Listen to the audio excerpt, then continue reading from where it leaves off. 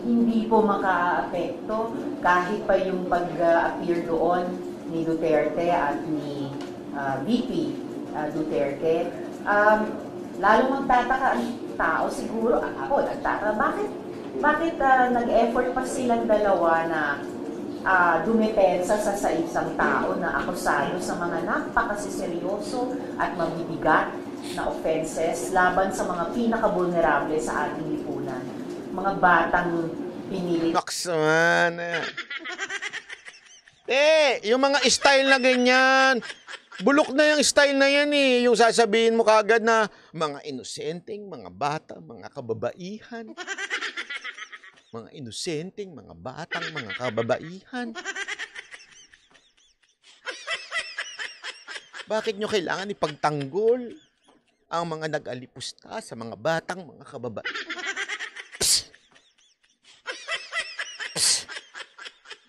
Kibuloy Magdimos, mga OFW na kinuha sa kanila yung remittances nila, hindi na umabot sa mga pamilya na walan pa ng bahay, ang katulad ni Miss Renita dahil di naman bayaran ang mortgage.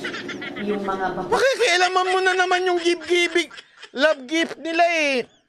Eto si Ontiveros, alam mo kaya ka sumasablay? Ontiveros? Kasi pinakikialaman mo yung sistema ng relihiyon nila eh. Uulitin ko hindi ako parte ng relihiyon nila. We may have different belief in giving, pero hindi ko pwedeng kontrahin yun eh. Ganun ang paniniwala nila eh. Yung mga hardinero nga daw, sabi ni Boss Dada, nagtatrabaho doon ng libre. And because they are doing it, alam mo kasi, yan talagang hindi maunawaan ng iba. Maniwala kayo sa akin. Ang hirap unawain yan eh. Lagi ko na itong pinaliliwanag. Meron talagang mga ganyan tao that they believe in really storing up treasures in heaven. Alam mo po ba yun, madam? Hindi, para lang sa kaalaman mo, bigyan kita ng konting pangaral sa buhay. Meron po kasing sinabi ang Biblia na do not store up treasure here on earth, but store treasures in heaven. That could be literally or in figure. Ano ibig sabihin nun? Figuratively. Ano ibig sabihin po nun? Kung wala kang pera, pwede yung talent mo ang ibigay mo para sa kaharian. Ibig sabihin, nagtatrabaho ka ng libre. Madam, hindi ako nagtataka dyan dahil ginawa ko yan. High school, college, I was a drummer of the worship team and I'm leading the worship team in college hanggang nawala ako sa church na yun without salary, without allowance, without honorarium. Isipin mo to ka, madam, hindi ko to pinagmamalaki. Sinasabi ko sa iyo to para maintindihan mo ang takbo ng iglesia. Doon sa church na yon, pumupunta ako ng alauna ng hapon. Alauna to ng hapon Nagse-set up ako mag-isa. Mag-isa. Minsan may kasama pero kadalasan mag-isa. Magse-set up ako ng banda. Ako pa yung magda-drums. Ako pa yung namumuno doon sa worship team na yon. Doon ko nga na-meet si Mocha bilang worship leader eh. Totoo yan. After nun, nakauwi na yung church, youth fellowship yun eh. Ako pa rin ang nagkumalas ng gamit. I'm doing that because I feel that's my service to God. Hindi ako nagreklamo. Hindi ko inisip na serbisyo ko yun dun sa aming pastor na Sister Gina Atencio. Google mo. Youth Fellowship na Bread of Life. Hindi ko rin inisip yun na serbisyo ko yung kay Pastor Butch Conde. Hindi. Iniisip ko yun because the Bible says store up treasures in heaven. Wala akong treasures. So ang treasure ko nun, yung talent ko. Yun yung binigay ko. Yun yung aking serbisyo. At yun ay, bakit mo pakikialaman yun? Sinasabi niya kasi yung remittance nung kung yun yung kanilang sistema.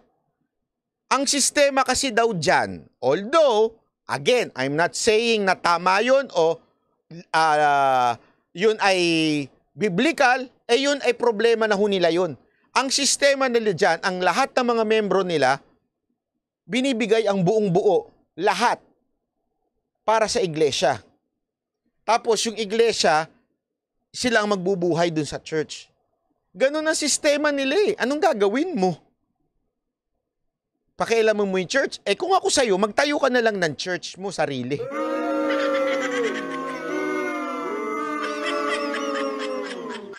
Naintindihan po natin.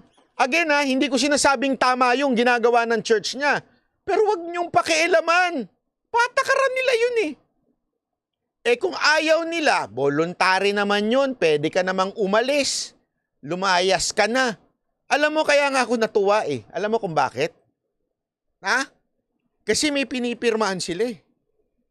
Gusto mong umalis? May pirmahan ka din. Ibig sabihin, when you sign something, ibig sabihin you are freely, importante yon, agreeing doon sa nakasulat sa papel na yon. Mas pwede pa nga akong magdemanda eh. Bakit? Doon sa church namin walang pirma-pirma eh. You just become a worker. You attend. And when you become a worker, you serve. Walang pirma-pirma yun. Pero walang nagreklamo sa amin. Kasi it's a service to God. Sa kanila nga, may pirma pa. Ibig sabihin, you totally understand kung ano yung pinasok mo. You understand? Freely. Sign ko. As a worker of the kingdom, kailangan may... Kasi ganun ka... sa totoo lang, nagulat ako dun. May libro silang Codes of Conduct. Kailangan... Ayoko na nga basahin. Feeling ko, bagsak ako sa lahat dun. Ayoko nang basahin. Hanapin ko sana kung pwedeng kalbo dun. Pwede kasi may mga ganun church eh. Totoo, may iba-ibang church na kailangan nasa kaliwa ang lalaki, nasa kaliwa ang babae. Paano kung bakla? Pwede mo ba sabihin, hindi pwede yan, hindi pwede yan. Kailangan, merong pwesto rin ng mga bakla. Kaya nga, di ba, tinututulan ng ibang mga church. Hindi ko sinabi si Kibuloy tutol dito Di ba may mga ibang church na tinututulan yan? Bakit kanyo? Kasi doon sa Soji Bill na yan, wala kang lusot. Kahit church ka, kailangan ka sumunod. Bigyan mo ng espasyo yung mga bakla. Paano kung nang patakaran nila dito ang lalaki, dito ang babae? Anong gagawin mo? Pakikialaman mo yung church. Yun yung pinaglalaban ng mga Christian church na sinasabing, etong Soji Bill na ito, di umano ay, sige, may karapatan kayo, pero yung kalayaan namin, tatamaan nyo. Kasi doon sa Soji Bill na yon, bawal na nilang i-preach na yung homosexual is a sin. So what do I mean? As simple as this. Even if you don't like it, even if you don't believe what they believe, wala kang pakialam. Yun ang katotohanan dyan, Ontiveros. Makinig ka. Na paulit-ulit na ginagahasa alang-alang sa appointed Son of God. Paulit-ulit na, tinan mo?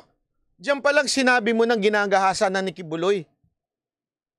You are hiding behind diyan sa hindi ka madedemanda. Di ba? Mantakin mo, sinasabi mo na ngayon na ginagahasa? Guilty na kagad yung mama? Nakita mo ba? Hindi, tanungin kita. Pinad-DNA mo ba yung ni Kibuloy?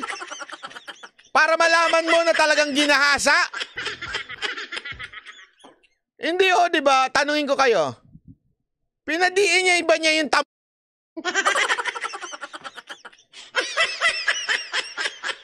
Hindi. Mali eh. Napakamali talaga eh.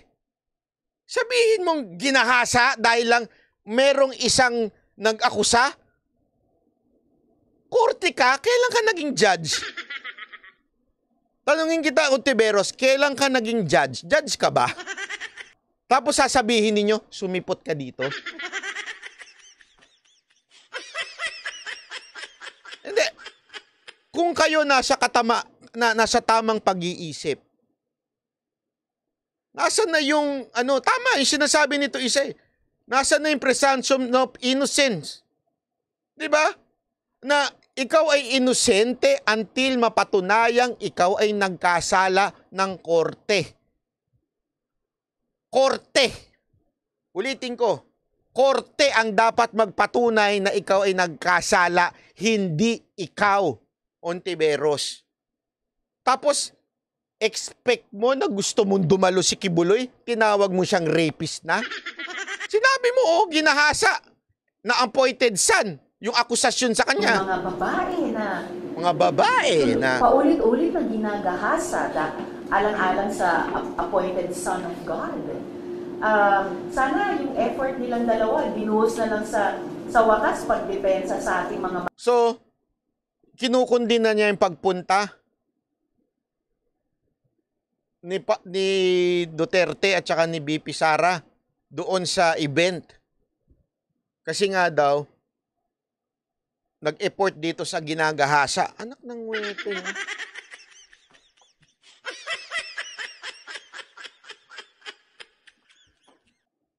Mali eh. Mali ho yun. Oh, tama nga yung sinabi dito eh. 7 years tuloy-tuloy na ginagahasa. Nagsabi lang siya ngayon.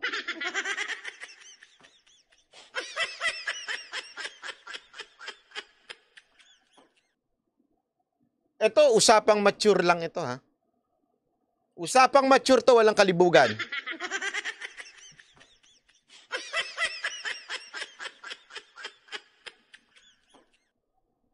Seven years kang ginagahasa.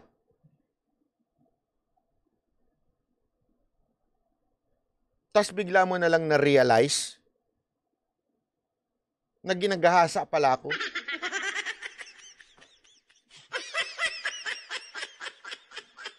Hindi kaya sa kalagitnaan nun, medyo nagustuhan mo na rin? Tapos yung bandang dulo na hindi ka na ginagahasa, ay, sandali, ginagahasa pala ako.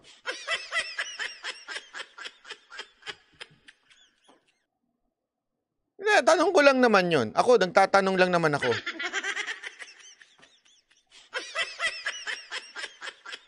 Ayoko sana tong tanong pero kailangan ko to itanong. Ito, tanong ko lang naman sa mga kababaihan. Ayoko sanang sabihin to pero as much as possible, I will ask this question in a very, very non-bastos way. Non-bastos way. Kung kayo ho ba ginawa sa inyo yon, aabutin pa kayo ng 7 taon bago kayo magsumbong?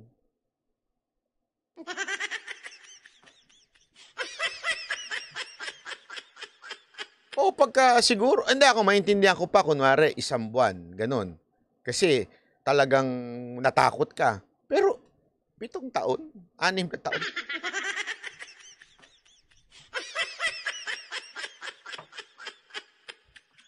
Hindi, kayo, kaya nga sabi ko nga sa inyo, kayo ang sumagot eh.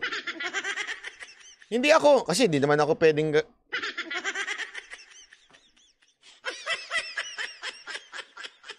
Siyempre, agad-agad susumbong nyo, di ba? Tama naman eh. Hindi natatagal ng 1 taon yun.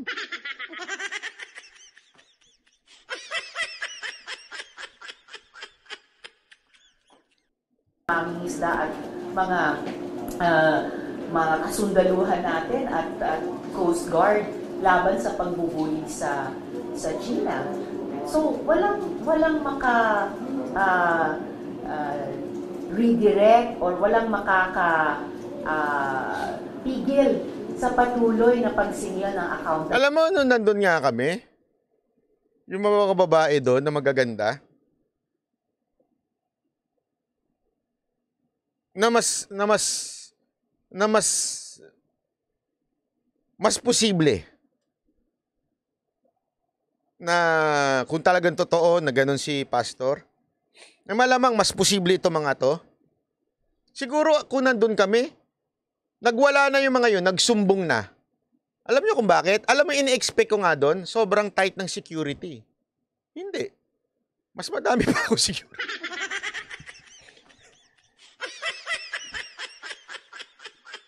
Wala akong biro.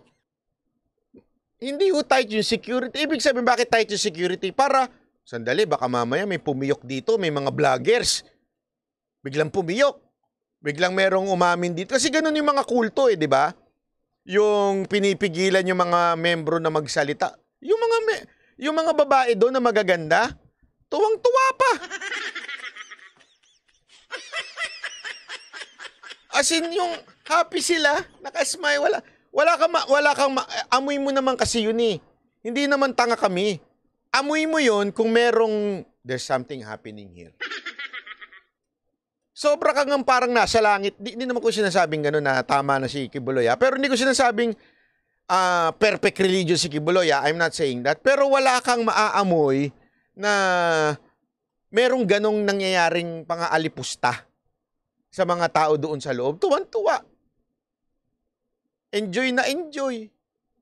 Happy sila. Yung vibes sila napaka-positive. And they are allowed. Actually, hindi ko nga alam na allowed mag-video eh. Kaya hindi ako nag-video. Honestly, hindi ko alam na, akala ko kasi it was somehow private. Tapos alam ko pandarating, kasi pag darating si Pangulong Duterte, talagang kahit na hindi na siya presidente, kasi allowed pa rin ho siya na may PSG, tapos may PSPG pa siya. So, alam ko na it's very secret, hindi naman secret, pero hindi bawal mag-video. Kasi matik na ho sa akin yun eh. Pag may event ako, pupuntahan si Pangulong Duterte, no ang video dyan. Unless ipaalam mo. Okay? So, pag pinaalam mo, okay yun. Dati nga, minamarkahan pa nila yung camera eh. So, ngayon, akala ko talaga hindi allowed mag-video. Eh, yung pala, pwede pala mag-video nung nandun si Pastor Kibuloy. Kaya hindi ako nakapag-video nun. Eh, isipin nyo, kung merong nagaganap na hindi maganda doon sa compound. Kasi alam mo, malikot yung isip ko eh. Hindi po ako tanga katulad nung mga iba. Hindi ko sasabing yung mga vloggers baka akala nyo. Ibig sabihin yung iba na makokontrol mo lang. Ako ho yung tipo ng taong hindi mo makokontrol. Kaya nga ako ganito eh. Totoo. Alam mo, kung may naamoy ako doon na there is something happening here, magsasalita talaga ako. Magsasalita talaga ako. I will not allow that na nangyayari sa harapan ko, nakikita ko na merong kabalastugang nangyayari dito. Tapos tatahimik lang ako dahil kaibigan ko, hindi ko gagawin yun. Pero wala akong naamoy. Inamoy ko talaga. Yung mata ko malikot. Tinitingnan ko talaga bawat isa. Oo. Lalo ni mga bagaganda. Hindi, joke lang. Tinitingnan ko talaga, ino-observe ko lahat. Ino-observe ko kung ano yung nangyayari sa paligid. Hindi lang doon sa pinagdadalhan sa amin, sa pinagpapasyalan. Hindi. Pati doon sa mga hindi, pinitingnan ko talaga. Sinisigurado kong walang nangyayari. Kasi, I will not, again, alam nyo yan, kayo mga banateros, hindi ko ibebenta ang credibility ko for the sake of one person. Paulit-ulit ko sinasabi sa inyo yan. Ang pinangangalagaan ko yung credibility ko. Bakit? Yang lahat ng politikong nakikita ninyo matitigok din. That's the truth in life. Lahat ng mga politikong nakikita nyo nakaupo ngayon, mawawala rin yan sa kinauupuan nila. Pero yung credibility mo, hindi yan mawawala. Kaya pang-alagaan mo yan. Wag na wag mong isasangkalan ng pangalan mo for the sake of isang politiko na alam mong tarantado. Nagigets nyo? Hindi ko gagawin yun. Bakit? Eh yung tarantado na yun, after how many years, mawawala na yun. Ikaw, dire-diretso pa yung trabaho mo bilang vlogger. So pag nasira na yung credibility ko, katulad ni Bobong Lipunan, sirang-sira na. Katulad ni Nino, magtitiwala ka pa ganun sa talon-talon na ganun ng ganon? Yung pupuri kay Pangulong Duterte, tas biglang sisiraan, biglang paniniwalaan mo pa ba yung ganon? Hindi mo na paniniwalaan yun, pera-pera yun, alam na alam mo na galawan. Katulad ni Cass Janet. Di ba? Dati, kakamping-kakampi si Sara Duterte, unitae. Ngayon, kulang na lang, bastusin talaga ng harap-harapan si Sara Duterte. Di ba ho? Ikakatiwala mo ba yung ganong klase? Na pananaw mo sa isang vlogger na walang kredibilidad?